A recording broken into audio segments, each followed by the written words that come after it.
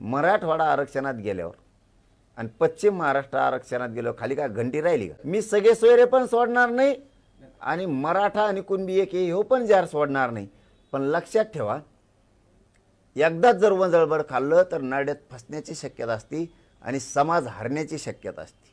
म्हणून मी शांततेत केलं, शांततेत गेलो, शांततेत आणलं. पण येताना JR आणले, आता ड्राफ्ट नाही आणला. कितीही कोणी याचिका दाखल कोर्टात केल्या, कुठं केल्या, तरी त्यात तो चॅलेंज होऊ शकत नाही. कारण सरकारी दस्तावेज धुडकावून लावता येत नाही. दस्तावेज येतो तो कोणीही नाकारू शकत नाही, ना मराठवाड्याच्या गॅझेटियरचा ना सातारा संस्थांच्या गॅझेटियरचा. मराठ्यांनी जास्त खुशीत राहायला पाहिजे. आता आपले बोलणारे बागड बिल्ले एखाद्या वेळेस यांच्यावर बहिष्कार टाकून यांना लुटून द्यावा लागणार आहे आता. कारण यांना मराठ्यांचे वाटोळ्याशिवाय काही करताच नाही आलं. उभ्या आयुष्यात यांनी समाजासाठी काय केलं तर काहीच नाही, नाव ठेवण्याशिवाय. आणि जर हे कोर्टात जाणार असलं तर आणखीन आनंदाची गोष्ट आहे. पक्का JR आहे, पक्का. मराठवाड्यातले मराठी आरक्षणात गेलेच.